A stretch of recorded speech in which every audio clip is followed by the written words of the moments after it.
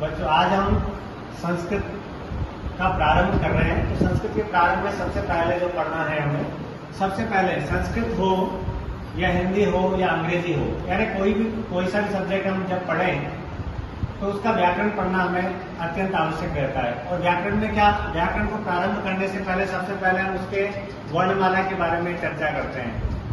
वर्णमाला, वर्णमाला यानी वोकैबुलरी। वर्णमाला जानते हैं आप लोग, जिसमें सारे वर्ण, जैसे अंग्रेजी पढ़ रहे हैं हम, अलग अलग सब्जेक्ट पढ़ते हैं, हम इंग्लिश पढ़ते हैं, हिंदी पढ़ते हैं, संस्कृत पढ़ते हैं। तो उसमें इंग्लिश पढ़ते हैं तो वहां ए से प्रारंभ होकर जेड तक हम पढ़ते हैं, ठीक है। और यहाँ संस्कृत में और हिंदी में आ से लेकर ज्ञ ज्ञानी तक हम चर्चा करते हैं।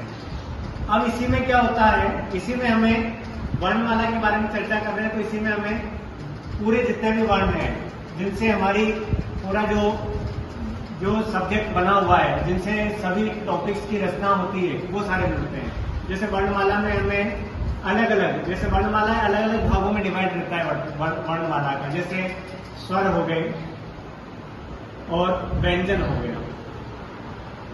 सभी जो भाषाएं हैं उनका जो शब्दकोश है वो इन्हीं से बना हुआ रहता है। कब बनेगा, जब स्वर होंगे और व्यंजन आवश्यकता है, स्वरों की आवश्यकता है, ठीक है। तो स्वर के बारे में चर्चा करेंगे तो संस्कृत में जब हम पढ़ेंगे तो संस्कृत में स्वरों की संख्या 13 है, व्यंजनों की संख्या 33 है, ठीक है।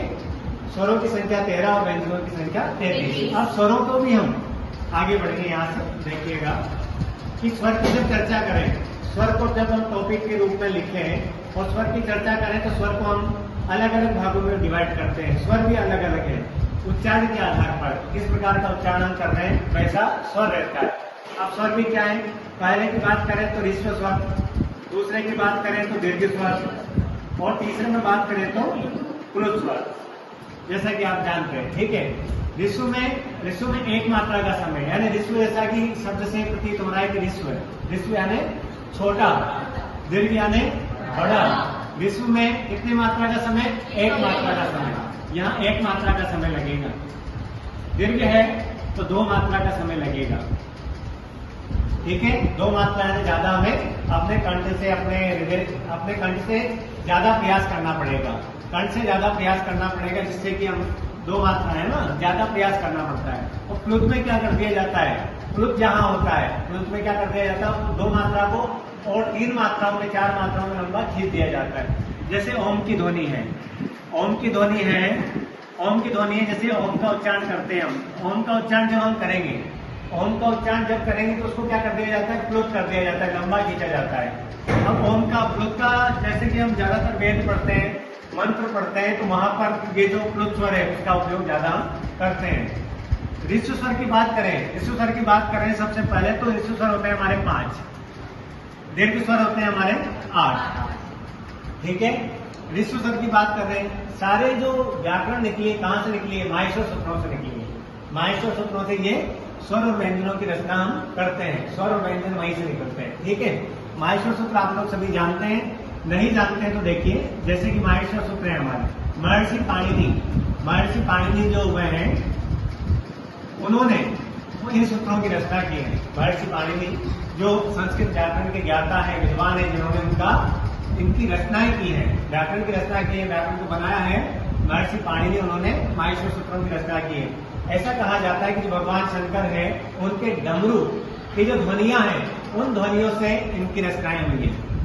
भगवान शंकर की जो डमरू की तरंगे निकली है उनसे महर्षि पाणिनि है, उन्होंने इन 14 सूत्रों की रचनाएं की है। कहा जाता है कि नृतावसाने नटराज राजो ननाद डका नव पंचवारम उधर तुकार सनकादि सिद्धा एक विमर्शे शिव सूत्र जाल। 9 पंचवारम, जब भगवान शंकर ने 9 और 5, 9 पंचवारम जब डमरू का निनाद किया, डमरू बजाए, तो उन्हीं डमरू की ध्वनियों से महर्षि पाणिनि है, उन्होंने सूत्रों की रचनाएं की है। 9 और 5 यानी 14 माहेश्वर सूत्र है हमारे पास, ठीक है। 14 माहेश्वर सूत्र है, तो इनका प्रारंभ होता है हमारा आयुणा रिलिका आयोच। तो पहले सूत्र से चौथे सूत्र तक जो आयुणा है, आई ओनर, रील रिकर, आई आऊंगा, आई आउचर। ठीक है, तो यहाँ पहले सूत्र से चौथे सूत्र की बात करेंगे हम। पहले सूत्र से चौथे सूत्र की बात करेंगे तो यहाँ पहले सूत्र से कि ऐसे लेकर लास्ट वाला जो च है यहाँ हम बनाते हैं अच। क्या बनाते हैं? अच। अच बनता है तो अच। स्वरों को क्या कहा जाता है? स्वरों को हम अच भी कहते हैं। स्वरों को व्याकरणिक भाषा में हम अच भी कहते हैं। अच क्यों कहते हैं? क्योंकि माहेश्वर सूत्रों के पहले से च तक है ना, पहले से चौथे सूत्रों तक इसका हमने निर्माण किया है। यहाँ अ दिखाई दे रहा है, यहाँ च दिखाई दे रहा है, तो क्या बन गया? अच बन गया। इसी प्रकार से यहाँ है वर्त है, लन है, जम गणनाम, जब है, गणदश है, जब गणदश है, खापा चटत है, चटतब है, पापा या सर है, हल। तो ह से लेकर लास्ट वाला जो ल है इसका हमने निर्माण किया है।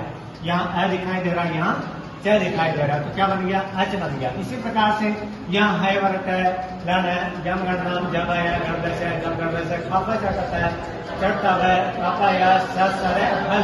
तो ह से लेकर लास्ट वाला जो ल रहेगा, पांचवें सूत्र का है और लास्ट वाला 14वें सूत्र का ल रहेगा। यहाँ से यहाँ तक जब हम बनाएंगे तो क्या बनेगा?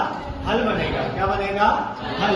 हल किसे कहा जाता है? व्यंजनों को हम हल कहते हैं। ठीक है, स्वरों के बारे में जाना आपने कि स्वर कहाँ से निकल रहे हैं हम। ठीक है, स्वर देख रहे हैं आई ऊन रील रिकर। ठीक है, पहले जो ऋस्व स्वर है, ऋस्व स्वर की बात कर रहे हैं कितने?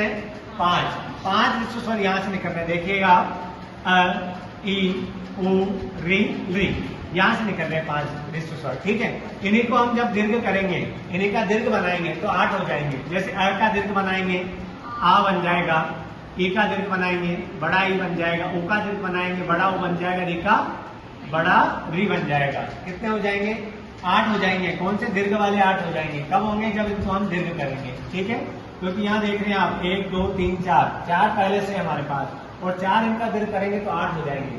और टोटल स्वरों की बात करेंगे, टोटल की बात करेंगे तो कितने हैं हमारे पास? 13 है। ऋस्व और दीर्घ मिलाकर 13। प्लुत आप लोग जानते हैं किसी भी स्वर को प्लुत कर दिया जाता है जब दूर से आवाज लगाई जाए। किसी को, कोई व्यक्ति दूर खड़ा रहे, वहां से उसको हम आवाज लगाएं तो प्लुत हो जाता है स्वर। ठीक है, यहाँ बात किया हमने, यहाँ बात किया और यहाँ बात किया, ये हो गया स्वर। इसके बाद हम चर्चा करते हैं व्यंजनों की। 2 नंबर में हम व्यंजनों के बारे में चर्चा करेंगे। व्यंजनों के बारे में चर्चा करेंगे तो व्यंजनों की संख्या कितनी बता रहे हैं यहाँ पर? 33 व्यंजन है।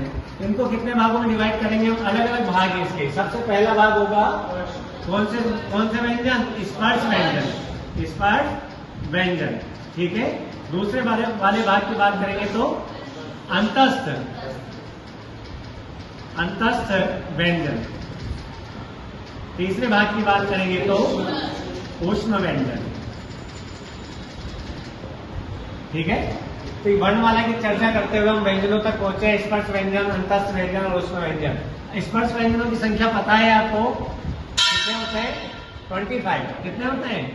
25 यानी 25 होते हैं। ठीक है, और अंतस्थ 4। कौन कौन से? उसमें कितने हैं? कौन कौन से? 6। अंतस्थ की बात करेंगे तो 11 नंबर। उसमें की बात करेंगे तो 4। ठीक है, स्पर्श की बात कर रहे हैं तो स्पर्श को हमने 25 भागों में, 25 है स्पर्श वर्ण हमारे पास। ठीक है, 25 व्यंजन है। पहले व्यंजन की बात करेंगे, 5 वर्गों में डिवाइड करेंगे इस स्पर्श को हम। कितने वर्गों में? 5 वर्गों में। और 5 वर्गों का जो 5वां वर्ण रहेगा वो क्या रहेगा? 5वां वर्ग रहेगा, अनुनासिक रहेगा। देखो, पहला वर्ग कौन सा? क वर्ग। दूसरा क वर्ग। तीसरा, चौथा क वर्ग। तू, चू, टू, तू, क वर्ग। और 5वां क वर्ग। ठीक है, प्रत्येक वर्ग में कितने कितने वर्ण? 5 वर्ण। ठीक है, जैसे क वर्ग में क, ख, ग, घ, न। च वर्ग में च, च, ज, झ, ञ। ट वर्ग में ट, ठ, ठ, ढ, न। ट वर्ग में ठ, ठ, ठ, ढ, न। प वर्ग में और न। ठीक है, अब यहाँ चर्चा कर रहे हैं हम, इधर देखेंगे, यहाँ चर्चा कर रहे हैं कि जो प्रत्येक वर्ग का पांचवा वर्ण है, इधर देखेंगे प्रत्येक वर्ग का पांचवा वर्ण है, क्या रहेगा ये? एक संज्ञक तो है, एक संज्ञक तो रहेगा, लेकिन अनुनासिक कहेंगे इनको। तो कहेंगे अनुनासिक, मुख नासिका वचनो अनुनासिक है, यानी नासिका वचनो, मुख नासिका वचनो अनुनासिक, यानी मुंह और नाक की सहायता से बोले जा रहा है इसको, ठीक है। यह